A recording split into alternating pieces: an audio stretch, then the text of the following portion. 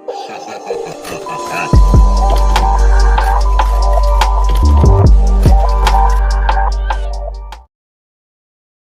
Survivor সিরিজের 5-on-5 traditional match 2013-এ হয়েছে as a kick off হিসাবে, মানে বলতে পারো একদম ইভেন্টের বিগিনিং মানে স্টার্টিংয়ে।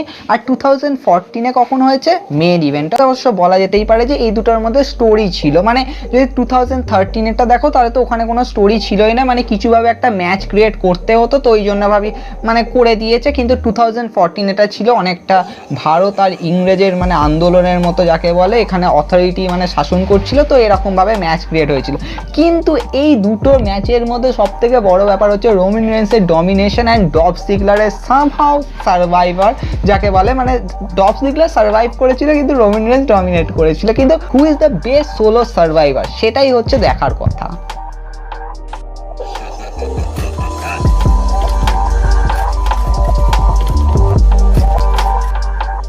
তো গাইজ যদি আমি কম্পেয়ার করি যে WWE সার্ভাইভার সিরিজের 2013 আর 2014, তাহলে গাইজ সব থেকে বড় ব্যাপার হচ্ছে 2013-এ কিন্তু কোনো মানে সেরকমভাবে স্টোরি ছিল না। জাস্ট যদি তুমি অ্যাজ এ টিমকে দেখো তাহলে ওখানে কে ছিল, রে মিস্টেরিও ছিল, উসোস ছিল আর Cody Rhodes Goldust as a tag team champion. তার এগেনস্টে ছিল শিল্ড আর Jack Swagger and Cesaro the real American. কিন্তু এখানে বলতে গেলে এখানে কোনো স্টোরি ছিল না, জাস্ট কিছুভাবে দুটো বেস্ট মানে টিমকে এখানে স্ট্যান্ড করানো ছিল। এক সাইডে ছিল শিল্ড আর এক সাইডে ছিল হচ্ছে Cody Rhodes and Goldust as a tag team champion. তো আদারওয়াইজ তো কিছু ছিল না, কারণ এখানে কোনো স্টোরি নেই।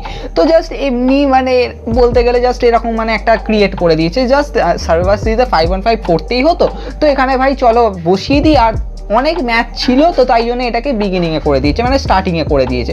কিন্তু গাইস 2014-এ যেটা হয়েছিল সেটা হচ্ছে দ্য অথরিটি ভার্সেস টিম সিনা। এটা অনেকটা খানিকটা ঠিক ভারত আর ইংরেজদের সেই মানে লড়াইয়ের মতো, সেই স্বাধীনতা কে পাবে এরকম যাকে বলে। মানে অথরিটি শাসন চালিয়ে যাচ্ছে কিন্তু ফাইনালি একজন দাঁড়িয়েছিল যে এর প্রতিবাদ করবো। সার্ভাইভার সিরিজে 5-on-5 as a main event create হয়ে গেল team Cena versus team authority.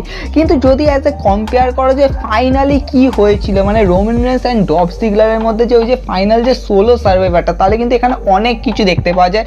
But who is the best solo survivor? As Roman Reigns এখন হচ্ছে the head of the table, মানে অ্যাজ ইউনিভার্সাল চ্যাম্পিয়ন। আর ডলফ জিগলার কোথায় আছে as বলতে পারো জবার হিসাবে এরকম। কিন্তু তাও মানে দুজনের মধ্যে কিন্তু যদি তুমি পসিবিলিটি ভাবো তাহলে তো বলা যেতে পারে যে রোমান রেন্সের জেতাটা তো কনফার্ম ছিল, যে রোমান রেন্স ডমিনেট করবেই করবে। অ্যাজ দেখো রোমান রেন্স কিন্তু এর আগেও টিম হিসাবেই ম্যাচ খেলেছে, কিন্তু এখানে রোমান রেন্স একা ছিল যে কিন্তু লাস্টে দুজনকে এলিমিনেট করেছে। ওভারঅল ম্যাচে অনেক এলিমিনেশন হয়েছে কিন্তু লাস্টে দুজনকে এলিমিনেট করেছে অ্যাজ এ সোলো হিসাবে। যেখানে ডলফ জিগলারটা সামহাউ অ্যাজ আনপ্রেডিক্টেবল থিং ছিল যে ভাই ডলফ জিগলারের মতো রেসলার সাডেনলি এরকমভাবে শাইন করে যাবে। হতে পারে স্টিং ইন্টারফারেন্স করেছে, কিন্তু স্টিং আসার আগে ট্রিপল এইচ অ্যাটাকের আগে তখনও পর্যন্ত কিন্তু ডলফ জিগলারই কিন্তু শাইন করে যাচ্ছিল। এটাই কিন্তু খুবই আনএক্সপেক্টেড থিং ছিল। তো যদি আমি অ্যাজ এ কম্পেয়ার করি দুটো ম্যাচের হিসাবে, দুটো ম্যাচে কীভাবে এলিমিনেশন হয়েছিল আর ফাইনালি ডমিনেশন কোথা থেকে স্টার্ট হয়েছিল, তাহলে যদি আমি বলি যে 2013-এ কীরকম হয়েছিল, তো গাইস WWE সার্ভাইভার সিরিজ 2013 দুটো টিম ছিল সামনাসামনি। এক টিমে ছিল হচ্ছে Rey Mysterio, Usos, Cody Rhodes, Goldust as a tag team champion. তার এগেনস্টে ছিল হচ্ছে দ্য শিল্ড মানে Dean Ambrose, Seth Rollins, Roman Reigns. আর ছিল the real American Jack Swagger and Cesaro. ম্যাচের শুরুতেই guys Cody Rhodes and Dean অ্যাম্ব্রোসের মধ্যে ব্রাউল দেখতে পাওয়া যায়, আর সেখানে কোডি রোডস রোল করে ডিন অ্যাম্ব্রোসকে এলিমিনেট করে দেয়। এই এলিমিনেশনটার পর মানে দুটো টিম গর্জে ওঠে, একে অপরের উপর ঝাঁপিয়ে পড়ে। আর ফাইনালি এখান দিয়ে মানে চলতে উসোসরা নিজেদের যে উসোস স্প্ল্যাশ হয় সেটা দিয়ে জ্যাক সোয়াগারকে এলিমিনেট করে দেয়।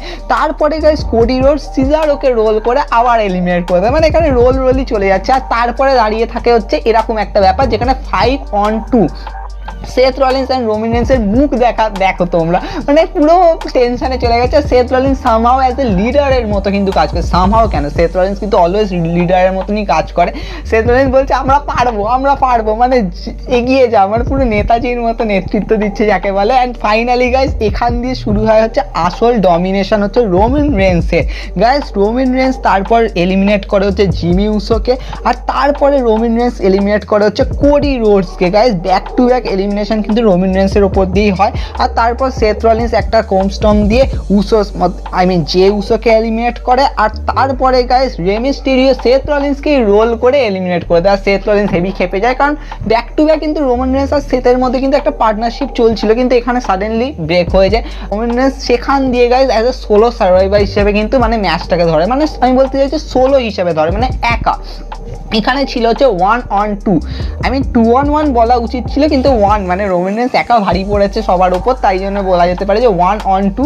গোল্ডাস্ট অ্যান্ড রে মিস্টেরিও লাস্টে ছিল, অ্যান্ড গোল্ডাস্টকে স্পিয়ার দিয়ে এলিমিনেট করে, অ্যান্ড রে মিস্টেরিওকে স্পিয়ার দিয়ে এলিমিনেট করে। তবে রে মিস্টেরিওর এলিমিনেশনটা খুবই সাডেনলি হয়ে গেছিলো, মানে 619 দিতে দৌড়াচ্ছিল অ্যান্ড স্পিয়ার খেয়ে যায়। আর তারপরে রোমান রেন্সের মুখ দেখো, মানে অ্যাজ এ লায়ন বলাটা ভুল হবে, মানে ও তো হাউলিং করে, মানে অ্যাজ এ উলফ, মানে পুরো এরকম ভাবে। আর মিস্টেরিওর মুখ দেখো, মানে ভাবছে ভাই পেটে কি যন্ত্রণা করছে, এরকম মানে রিয়াকশন। রোমান রেন্স মানে ওইখানে যেরকম শাইন করেছিল অ্যাজ এ সোলো পার্টিসিপেন্ট হিসাবে, মানে ওয়ান অ্যান্ড অনলি, যেখানে এতদিন শিল্ডের সাথে থাকে, মানে অ্যাজ এ 3 জন থাকে, সেখানে ওয়ান অ্যান্ড অনলি কিন্তু শাইন করেছিল আর নিজেকে মানে প্রুভ করে দিয়েছিল যে সে সোলোও কিছু করতে পারে। আর টোটাল গাইস 4টে এলিমিনেশন করেছিল, কিন্তু এখান দিয়েই গাইস আমরা সবাই জানি যে আমাদের সবার বোধহয় মনে হয়, আর স্বাভাবিক ব্যাপার মনে তো হওয়ারই কথা, যে রোমান রেন্সের এই ডমিনেশনটা অ্যাজ এ সোলো সার্ভাইভার হিসেবে বেস্ট অফ বেস্ট। কিন্তু এবার যদি আমরা কম্পেয়ার করি হচ্ছে সার্ভাইভার সিরিজ 2014-এর কথা, তাহলে 2014-এ কিন্তু একটা স্টোরি ছিল, যে এখানে ভাই জন সিনা স্বাভাবিক, তোমরা তো জানি যে জন সিনার অথরিটির মধ্যে কিরকম খিচুড়ি পাকছিল, আর লাস্টে অথরিটি এরকম শাসন সহ্য করতে না পেরে টিম সিনা ক্রিয়েট হয়। আর টিম সিনার মধ্যে কে কে ছিল? টিম সিনার মধ্যে ছিল হচ্ছে বিগ শো ছিল, এরিক রোয়ান্স ছিল, রাইব্যাক ছিল, ডব সিগলার ছিল, অ্যান্ড জন সিনা ছিল। আর টিম অথরিটির মধ্যে ছিল হচ্ছে Seth Rollins, Kane, Rusev, Luke Harper and Mark Henry.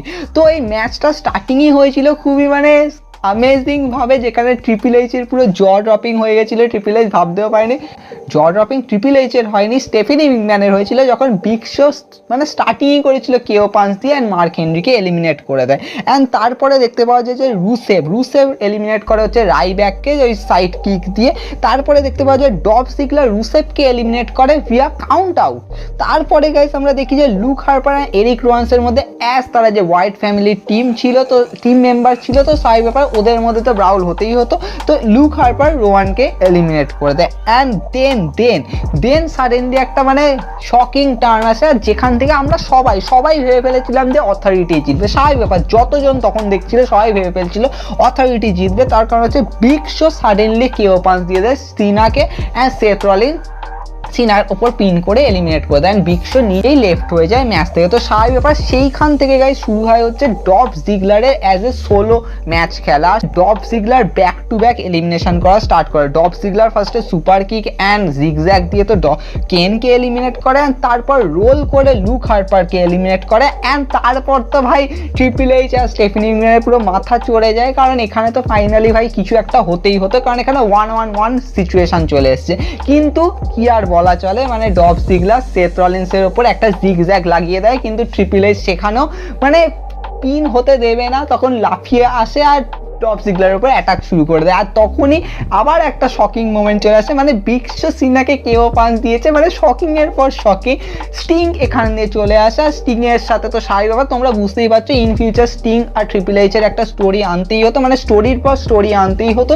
তো তার জন্য এখানে ট্রিপল এইচের ওপর অ্যাটাক হয়েছে স্টিং এর দ্বারা। স্টিং ডব জিগলারের হাতটা তুলে সেতের ওপরে রেখে দেয়, আর সেখান দিয়ে ডব জিগলার এলিমিনেট করে দেয়। কিন্তু হ্যাঁ, তোমরা এবার গাইস যদি এখানে যদি দেখো, তাহলে ডব জিগলারও কিন্তু 4টে এলিমিনেশন করেছে, যেখানে রোমান রেন্সও কিন্তু ওখানে 4টে এলিমিনেশন করেছিল। তবে হ্যাঁ, রোমান রেন্সের 4টে এলিমিনেশন যথেষ্ট ক্লিন পিন বাই পিন ছিল, কিন্তু এখানে ডব জিগলার এলিমিনেট করেছিল হচ্ছে অ্যাজ রুসেভকে কাউন্ট আউটের দ্বারা।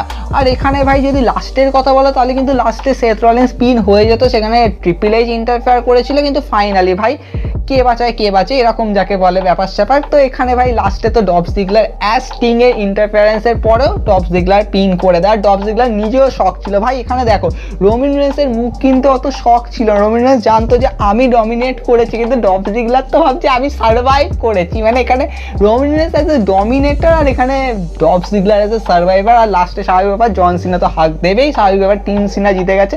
এটা ঠিক অনেকটা ভারত আর ইংরেজের মতো বললাম না, লাস্টে ভারত স্বাধীনতা লাভ পেয়ে যায়। তো এখানেও অনেকটা এরকমই ব্যাপার হয়ে যায়, কিন্তু ফাইনালি গাইস এখানে মানে যথেষ্ট ভালো মাত্র একটা মাখো ব্যাপার হয়েছিল। তাই গাইস এখানে Roman Reigns as a best solo survivor কিনা Dolph Ziggler as a best solo survivor, দেখো ডিপেন্ড করছে হচ্ছে যে রোমান রেন্স কিন্তু অলওয়েজ একটা ডমিনেশন ছিল, কিন্তু ডলফ জিগলারে কিন্তু এটা আনএক্সপেক্টেড ম্যাচ ছিল। তাই এটা কিন্তু যথেষ্ট মানে আনএক্সপেক্টেড, আমি তো তাই জন্যই বলছি যে মানে এটা কুড বি এনিথিং হতে পারতো, মানে এখানে হারার চান্সই বেশি ছিল। কিন্তু ওখানে কিন্তু আমরা সবাই ভেবে নিয়েছিলাম যে রোমান রেন্স ডমিনেট করবেই করবে, কারণ এখানে শিল্ডের হারার কোনো পসিবিলিটি নেই, আর ওখানে কিন্তু রোমান রেন্সকে শাইন করতেই হতো। কিন্তু ডলফ জিগলারকে কেউ ভাবতে পেরেছিল যে ওখানে 3টে এলিমিনেশন ব্যাক টু ব্যাক করবে, আর কিছু না কিছু মতো মানে হয়েই যাচ্ছিল মানে ব্যাপারটা। তো এখানে অ্যাজ মানে অনেকেরই মনে হবে যে অ্যাজ রোমান রেন্স তো ভাই এখনও দ্য ট্রাইবেল চিফ, এখনও ডমিনেটার, তাই জন্য অ্যাজ এ সোলো সার্ভাইভার হিসেবে রোমান রেন্স বেস্ট। হ্যাঁ, সার্ভাইভার সিরিজের ওভারঅল যদি তুমি টপ 10 লিস্ট করো যে ওভারঅল যত সার্ভাইভার সিরিজ হয়েছে তাতে as a solo participant Roman Reigns best. But দেখো ডলফ জিগলার কিন্তু অ্যাজ এ আনপ্রবাবল পার্সন, মানে যার উপর প্রবাবিলিটি কারো ছিল না যে জিততে পারে বলে, সেও কিন্তু ম্যাচ জিতিয়ে দিয়েছে। তাই জন্য এখানে কিন্তু ডলফ জিগলারের তুমি পারফরমেন্স দিয়ে জাজ করো যে এখানে কিন্তু ডলফ জিগলার এরকম মানে মৃত মানুষের মতো পারফরমেন্স করেছে, মানে আমি শেষ, কিন্তু তাও গাইস এখানে মানে ম্যাচ জিতিয়ে দিচ্ছে। যেখানে রোমান রেন্স কিন্তু মানে একদম খুখার মার দিয়ে কিন্তু ম্যাচ জিতেছে। কিন্তু যদি তোমরা রোমান রেন্সের অ্যাজ এ সোলো সার্ভাইভারের রেকর্ডটা দেখো তাহলে তোমরা দেখতে পাবে যে সেথ রলিন্স যখন এলিমিনেট হয়েছিল তারপরে কিন্তু গোল্ডাস্ট অ্যান্ড রে মিস্টেরিও ছিল, কিন্তু তার এগেনস্টে যদি তুমি ডলফ জিগলারের ক্ষেত্রে দেখো তাহলে কিন্তু ওভারঅল টিম সিনে যখন এলিমিনেট হয়ে গেছিলো তারপর কিন্তু ডলফ জিগলার কিন্তু ফেস করেছিল হচ্ছে লুক হার্পার, কেন আর সেথ রলিন্সকে। সেক্ষেত্রে কিন্তু ডলফ জিগলার কিন্তু 3 জনের এগেনস্টে কিন্তু সোলো সার্ভাইভার ছিল, কিন্তু রোমান রেন্স কিন্তু 2 জনের এগেনস্টে সোলো সার্ভাইভার ছিল। কিন্তু হ্যাঁ, এক্ষেত্রে বলা যায় যে রোমান রেন্স কিন্তু ডমিনেট করেছে, তাই এখানে কিন্তু সোলো ডমিনেটার বলা যেতে পারে। মানে একটা টাইমের পর কিন্তু ডমিনেট নিজেকে করতেই হতো অ্যাজ এ টিমের গাই হিসেবে, বেস্ট গাই হিসেবে তার জন্য। কিন্তু তার এগেনস্টে যদি তুমি ডলফ জিগলারকে দেখো, ডলফ জিগলার তো ভাই মরে সার্ভাইভ করেছে এরকম ব্যাপার, মানে কোনো চান্সই ছিল না এরকম ব্যাপার, কিন্তু তাও সার্ভাইভ করে তো গেছে। তাই জন্য বলা যায় যে ডলফ জিগলার কিন্তু অ্যাজ এ সার্ভাইভার, কিন্তু রোমান রেন্স কিন্তু ডমিনেটর।